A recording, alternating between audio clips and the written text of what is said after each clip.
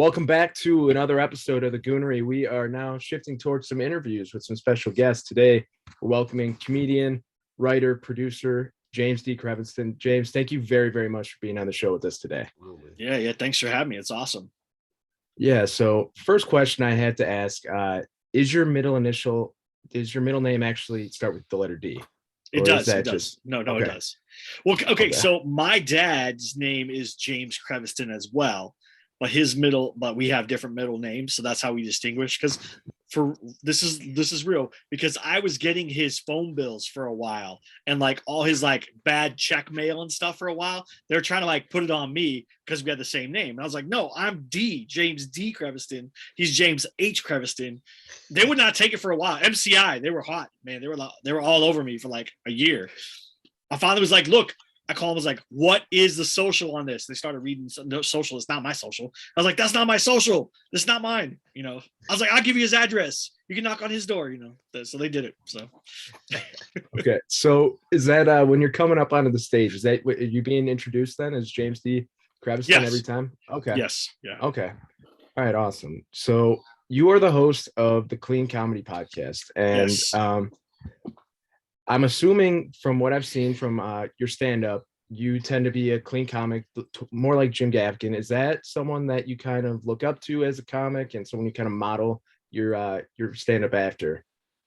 My stand-up is, I want to be more like Jerry Seinfeld. That's like really honestly my goal, because like he's smart. He really does a lot of wordplay and stuff. But I grew up watching like George Carlin and Rodney Dangerfield and Richard Pryor. And actually my favorite comedy album of all time and special is Chris Rock's Bigger and Blacker. Like that's legitimately my favorite. I probably watched it 100 times, maybe. I used to know all the bits. Obviously they're not PC and you can't say them. But they're like some of my favorite bits. And when I started doing stand-up, I didn't realize that I did this, but I would pace the stage like Chris Rock paces the stage, just because that's what I watched. Like that's what I was used to. And so someone had to like take me aside and be like, hey, you can't do that. And I did the old school Chris Rock, Eddie Murphy style of wearing a leather jacket on stage and stuff. Like there was it's just what I like.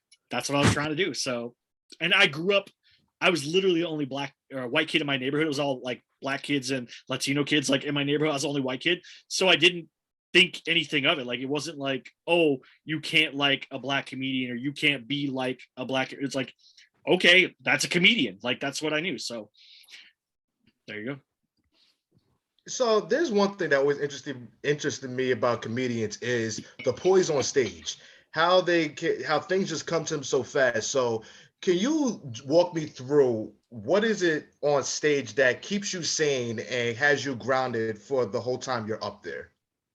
So when you do comedy, it's supposed to look like, it's like magic, right? It's supposed to look like first time I'm doing it, it shouldn't work, right? We're all surprised by it, all that stuff. But the truth is, you work on those bits, you write them down, you work them out, you test them over and over again, and you know them. It's like if you play sports, like if you play football, you need to learn all the plays. It's just the same thing. You need to learn all those plays so when you get on stage, you can do it without, no matter what happens. If a baby cries, a woman yells at you, someone drops a glass, whatever, you can be back to where you're supposed to be. The other thing that a lot of comedians do, and I'll tell you, some comedians say this is a no-no. Some comedians say, yeah, I do it. And I know big time comedians that do it. They'll have a set list where they'll write one word for the joke so that if they get lost or something happens, they can glance at it and say, okay, that's where I was. I just did this joke about babies. Now I'm going to talk about dogs or whatever it is. And they'll be able to go back to where they're at. But it should always feel like a conversation. And the conversation is, I tell you a joke, you laugh, right? That's your response. I tell another joke, you laugh, and it goes back and forth. If that process breaks at any point, then that's where comedians bomb, or that's where they start to lose the audience, or that's where they fail. So you mentioned the hecklers and dealing with them. Have you had a moment where you kind of had that like, oh shit moment on stage where you let a heckler get the best of you and was like, has your approach on the stage changed since then? No, you don't really get heckled as much. I mean, if you do like a lot of drunk crowds, you can get heckled or whatever. And also if your material is aggressive or could be deemed offensive by certain people, Mhm. then you might get heckled or whatever. But my stuff is so clean that I haven't been heckled. Yeah, I can't think of any time being heckled.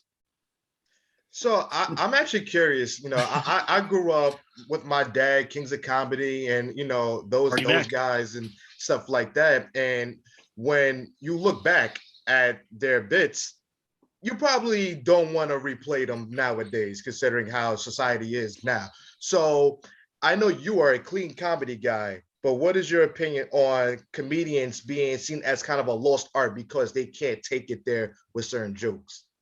I Yes and no. Like anything can be a joke, right? But you have to realize as a comedian what you say on stage will come back, right? So, and there might be blowback, there might be a heckler, there might be somebody who's upset with you, might be somebody who wants to fight you while you're on stage or fight you after the show, depending on what you say.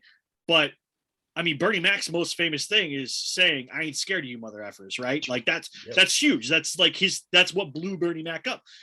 Patrice O'Neill said the wildest stuff, right? Yeah. And he's considered one of the greatest of all time. Bill Burr blew up because of his Philly rant where he went off on Philly fans, and it was just that kind of stuff. You can say it, you just have to be ready for the blowback. And like Chappelle, he's still doing stuff that he wants to do. He could say whatever he wants. He just has to deal with the blowback, right? It's not right now. It doesn't seem to be costing him anything, right? He's still getting specials. He's still getting deals. He's still touring. So it's and just because somebody said it 5, 10, 15 years ago, like the Kevin Hart lost, I think it was the Golden Globe hosting because of a tweet that he did or whatever. That's just the era that we live in, right? Unfortunately, everything follows you faster now than it would have, right? Maybe 30 years ago, Kevin Hart could have said that even on stage, but probably nobody had a cell phone, nobody recorded it or whatever. Or he said that even in a speech or in jest in front of a bunch of people, but nobody recorded it, so it couldn't be proven. But because of a tweet or because of the internet, because of cell phones, that stuff is different. That's why a lot of comedians also make people lock up their phones at shows so that they don't go out and either A, get their material shared before it's ready, or 2, get something taken out of context that then is used against them to get them in trouble, right? Because if you don't hear the whole joke or the whole setup or all of it, a punchline could sound very bad, right? So you just have to be aware. But I love old stuff. So I mean, it's pretty interesting, like listening you break that down from a comedian's perspective.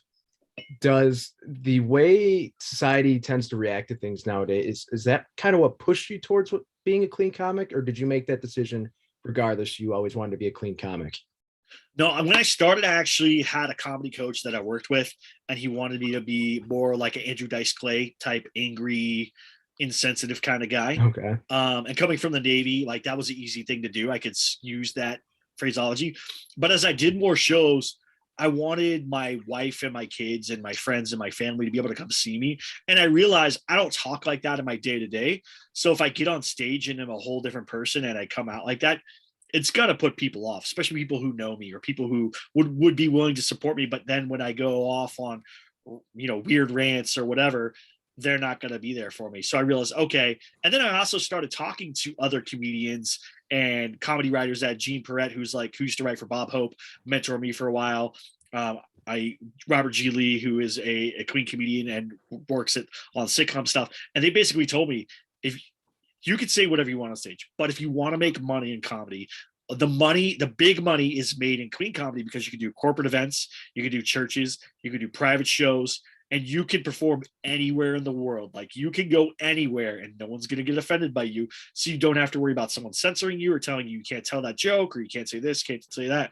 So, and if we've learned anything, Dry Bar Comedy, which is the largest clean comedy the app or place, like a streaming service, they're killing it. They have more subscribers than ever, and they're producing comedy specials hand over fist out there that are all clean, and people love it. So, I mean, there's a market for it. So that's a good lead into my next question, because do you believe that this, new age that we live in is going to pivot to more comedians being more on the clean comedy side? I think it's going to separate. I think there's not going to be comedians that are in the middle of the road. I think you're going to get really comedians that go hard, right? Like dang it, why did I just go blank? Like saying Anthony Jeselnik almost. Yeah, Jeselnik, but the big one I was thinking he has like a YouTube series, and then he did something on Netflix, and he tall, skinny guy, he's kind of young. Ah man, I just forgot. Andrew, no. Anyways, you're gonna get a lot of guys like that, or Rogans and stuff like that. Those things are gonna be big, or you're gonna get a lot of people going towards like Gaffigan and Seinfeld and Tom Papa and those kind of people, and a lot of clean stuff. And then you're getting bigger names coming out of Christian comedy too, Michael Jr., those kind of guys like that. So you're getting both sides of this, and it's just gonna be just like America. It's going to become more polarizing, right? People who want to hear certain things are going to go to one side, and people who want to hear certain things are going to go to the other side. The funny thing is, the people who seem to be mostly offended by comedy don't want to listen to the Christian comedians or those kind of comedians, right? They want to listen to other people, but then they want to be upset at them. It's like, okay, this guy's going to make a joke about killing babies, and you're going to be mad at him for what he says about women later, but you don't want to hear about this guy talking about his family and kids or whatever and going to church. So it's such a weird time, but it's like, that's just America right now. Honestly, it's very polarizing. Yeah. So you mentioned that you kind of, you alluded to it, I should say. You kind of look towards your family, your kids, going to church as how you want to present yourself on the stage. Is that where you get most of your brainstorming ideas from for your material, or do you draw from your time in the Navy at all? Where do you kind of just look towards just for day to day to write? I write about everything that I experience, everything that I deal with my family, with my wife, my kids, with my growing up poor, growing up, in the hood, growing up in a trailer park for a while, like all that stuff. Being in the Navy, I have a joke about the Navy that does really well. All that stuff, because that's who I am, right? So every joke has to have truth. If someone tells you a joke and it sounds untruthful, you're not going to laugh at it. Instead, you're going to go, that doesn't sound right. That's weird. It's not funny, right? But every joke has to have truth. Now you can expand on that truth, right? You can blow it up. You can make it sound larger than life, but that kernel of truth has to be there. Otherwise people won't buy it. So all my stuff comes from true things that happen to me in my life. I'm working on my half hour to try to go to do a dry bar special. I had opportunity during the pandemic. Everything wasn't done, and I hadn't had enough stage time, and I hadn't worked out all this stuff. And it's all based around me being a dad, right? And my journey from being a single guy to getting married, to that life, to having kids and young kids, to dealing with my kids now that preteens and teenagers and stuff. Like my oldest daughter is like getting ready to get her driver's permit, right? So it's all those things, and in between all those lessons and stuff. And I want it to be something I can connect to, especially for dads and for guys that are guys. Like, I went to the Navy. Then when I got out of the Navy, I wanted to fight in the UFC, and I trained in MMA, and I worked with MMA fighters, and I did, all these things. And I was a firearms instructor. Like, I was a dude. I was a man. Like, I was that. Like, you looked at me then and you go, that's like a dude, would be a Rogan bro, right? Type guy. And now I'm not. I have 2 daughters and a wife. I'm outnumbered in my house, right? There's more ladies in my house than there are guys. And if you want to stay in my house and be a guy, you have to be neutered, right? It's just so that's just the way it is. So I've changed a lot, and that's what I want that whole special to be, is the progression in my life there. Yeah, and to just piggyback off that you mentioning your special, I heard you mention on one of your podcast episodes that you kind of want to create the special in the same time as pairing it with a book. Mm-hmm. What's the inspiration behind that, and just kind of the idea behind that? So 2 comedians that I've already mentioned, and that you mentioned one of them. You mentioned Jim Gaffigan. Jim Gaffigan has like his book like Dad is Fat and Food, and then Tom Papa has a book called My Dad Stole Your Rake, and I think that's the name of it, but it's something like that. And it's all his jokes, but the story version, so they're a little elongated. And so sometimes it's harder to tell a real long story on stage, because people expect laugh. And so I want to do those things at the same time, where I have a book that's the same stories, but they're longer and you get more funny insights and whatever.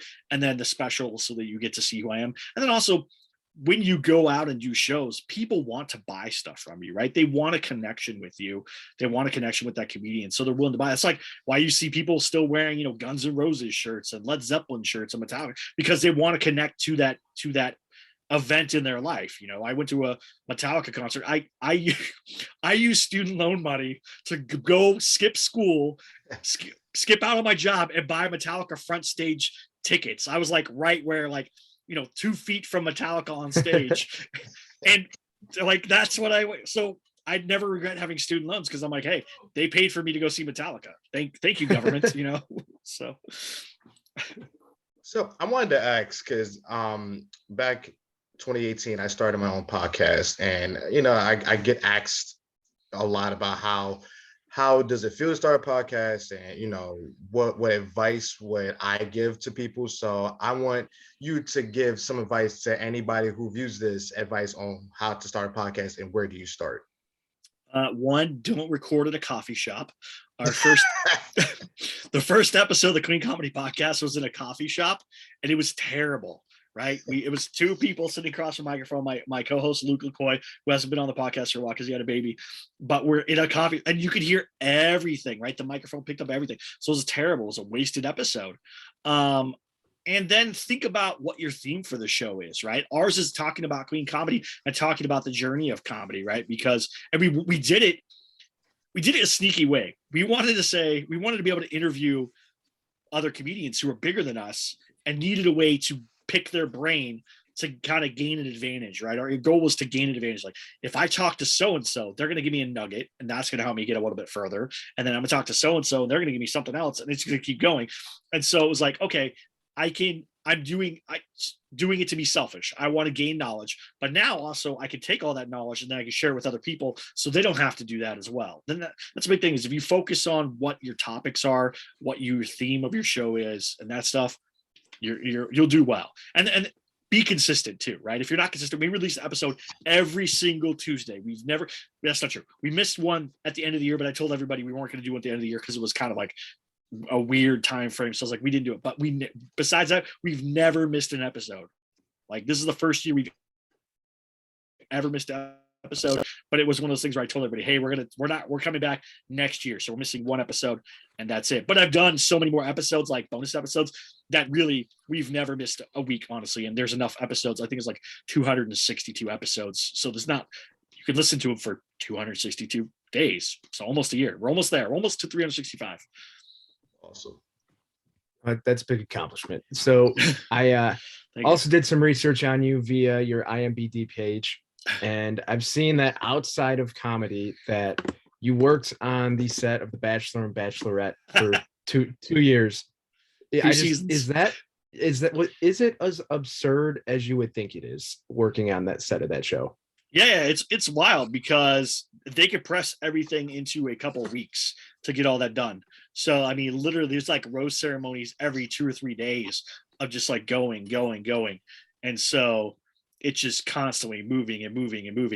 And so the girls or the guys, whoever the contestants are, they get all the liquor they can drink, they get all the food they can eat, they don't get a lot of sleep, and that's why you see drama. So, and it's very coordinated. It's done very well. When I was there, the host, he's gone now, but the original host of The Bachelor was there. He was very cool. Everyone that ever worked on that set was very awesome to work with. They were very professional, but it was a very fast-paced production, like no doubt about it. Yeah, I've admittedly never watched. Me either. Believe it or not, I've actually never watched either. Sorry, Bachelorette people. So I've always been curious about the reality TV behind the scenes, and I don't want to open that door too much because I don't know if there's any barriers there. But just give us a little peek of what it feels like to be on the set of a reality TV show. So I worked as a production assistant, which means we were dealing with the production team, with moving people, with moving parts, with getting set up at locations. So one time we had to do a location up in Ojai, where there was like a Ojai, California, where there's like these trailers and stuff, and they fire pit. So we had to set up and like right before sunrise, they brought all the contestants up. We had to be there till like midnight, making sure everything was good while they were recording, and then take it all back down to Malibu to put it back at the house. And then we got to go home. And so we were working like 12-hour shifts. But we got fed well. Like, I mean, I think every Friday or every other Friday, we get like a In-N-Out truck come and feed us. If not, we had catering for dinner every single night. We had all the snacks you could want, all the drinks you could want. We mostly dealt with bringing either the producers or the camera people or anyone that interacted with the contestants, bringing them stuff for the contestants. So food or maybe medication or maybe more alcohol all the time. Like I've worked in a casino in Las Vegas, and I've never seen as much alcohol as I did on the set of The Bachelor. That's all I'm saying. Like, it was scary. I was like, that's a lot of alcohol. And it would literally go from end of this season, we're going to go shoot the live show that's done everywhere where everyone sees it, where they do the final engagement, they talk about everything that happened, and then the next week, boom, we're starting the next season, right? And it's just that fast. So it's pretty wild. And aside from that too, I saw that you created a show during the pandemic. You're one of the writers and producers on it, and it's essentially the synopsis I was able to take away was dealing with being in purgatory throughout the pandemic. Was that correct in my assumptions? Yeah. I worked with a director who's awesome, and he actually has cerebral palsy, and he did all this together. So we worked on it together. I wrote all the scripts with him, and then he shot all of it via Zoom and stuff. And so it was supposed to be like The Office, but dealing where like angels and demons have to process souls via Zoom because they're not able to work together and stuff like that. I mean, it was fun. It was fun to write and just kind of think of like, how do we do this? Because that hadn't been done yet, right? They hadn't done Zoom shows. And now you saw like Mythic Quest do those episodes, and some other shows did Zoom episodes, but it wasn't super common and isn't still super common. So where can we find that? Where could everyone listening find that? I think Afterlife's Office is on YouTube. It's called the Afterlife Office. I can probably get you a link for it. But yeah, I wrote that during it. I also worked on that's a funny thing is, as a clean comedian, it's super weird. I worked on like a show about like stoners too, like writing stuff on that. So just I run the gambit of writing stuff. I work on horror films. I just worked with a guy in Africa on my first drama series. It's like a CSI type show, private investigation cop show, and it's done in Africa and England, and it's really well done, really well shot. But I don't write drama. That's not what I do. And even when they approached me though, they were like, "Hey, do you want to?" I was like, I'm not a drama guy. I'm a comedy guy. I can do horror because horror is the other side of comedy, right? If you can make someone laugh, you can make someone scream, right? It's pretty easy to do the vice versa. So it was really interesting to do that. Well, and then, yeah, just last question. Would you say that your writing style from your comedy, does it translate, would you say pretty freely to writing for a show or writing for a book, would you say, or a blog post or anything? Yeah, I would say I'm very conversational. Like even my comedy is very conversational. It's very relaxed. It's growing up. I used comedy as a defense mechanism because I was a really small kid. I got picked on a lot. I'm not sure if you're familiar with the dozens or Yo Mama jokes and stuff like that. So busting on people. So that was common how I grew up. So you had to learn how to be conversational with that. And granted, right, I was a small guy. I was getting picked on a lot. But when you make somebody laugh because you talk about how fat their mama is or how ugly their mama is or whatever it is, and you diffuse that situation, it starts to become second nature for you. And so I've always kind of been that funny guy because I wasn't a big guy. I wasn't a strong guy. I didn't get big until I got in the Navy, started lifting weights and stuff. So I didn't get any bigger. So that was always been my defense. So it has to come naturally, and it always has come naturally. And that's what my comedy translates well because of that. And then everything I write, I want to feel like it's realistic, right? Have you ever watched a movie and you go, no one talks like that, right? A Quentin Tarantino movie, as much as I love it, right? He's amazing. No one talks like that. It doesn't happen, right? No, but nobody does that. So it does translate, and people love my writing because it feels realistic. It feels authentic. It feels like a real person would say this, and you're going to get it. I'm working on a script right now that I'm trying to get to a pretty big comedian and some other people that I know on Netflix. And I wanted all of the dialogue to be very authentic. And when I wrote it, it was like watching the movie in my head and listening to the people conversate in my head. And so I hope it works. I really want it to go, because it's been something that I've wanted to do for a long time, but I put all my stuff on a back burner for other people. And so this is like, I'm like, this is my year, right? I thought everyone was like, 2020 is going to be my year. That didn't pan out for anyone. But we've got 2020, we've got 2021, 2022's already looks a little bit better, right? It's got off on a dicey foot, right? We lost Betty White right before the end of the year. We lost Bob Saget right recently. And it's like, okay, slow down 2022. You're not trying to beat out 2020, right? You got to relax. But this is the year I think that a lot of people can pick up the stuff that they dropped the last 2 years basically and run with it. And that's what I'm trying to do. Awesome. So we just wanted to say thank you again for joining us today. Really appreciate it. You are the first interview we've done on this show in a very, very long time. We're happy to get started with you. And if you'd like to plug any of your stuff for our listeners, please feel free to do so, and we'll drop it in the link in the description of the show. Sure. You check out the Queen Comedy Podcast on any podcast platform. We're everywhere. We have some great interviews. Cinco Paul, who wrote the Despicable Me movies. We had Barry Katz last year, who is one of the largest comedy managers. He's managed Chappelle and Bill Burr and a bunch of other people back in the day. We happened to get him for like an hour, I think. Like I was like, can we get 15 minutes of your time? And he was like, oh, I'll give you half an hour. And then half an hour went to like almost an hour. So it was amazing. That's like one of my favorite interviews we've done. And it just keeps going. And this year, one of my goals is Tom Papa, Jerry Seinfeld, and I really would love to get, Dwayne Perkins, who I love and I had a relationship with before, but I haven't got to speak to in a while. I would love to have him. And then Lil Rel Howery, if you guys know who that is. So he's like one of my favorite comedians of all time. He has one of the funniest comedy specials that he did in Compton, in a gym in Compton, it's on HBO, and it's fantastic. And you're like, first of all, who does a gym? Secondly, who does it in the middle of the day? And thirdly, who does it in Compton, right? Like that's not those three things. Nobody's going to do that. He did it. It was amazing. He's not even from Compton. He's from Chicago. So it's amazing. And I would love to do Hannibal. I would love to talk to Hannibal Buress, but I feel like it would just be like half an hour of him roasting me.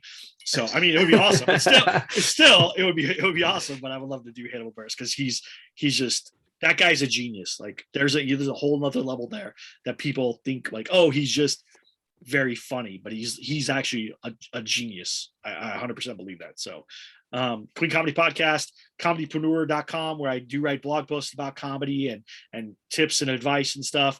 Trying to think of everything. The Queen Comedy Podcast on Instagram. I just started that again because there was a lot of people reaching out like, hey, how do we do that? How do we contact you?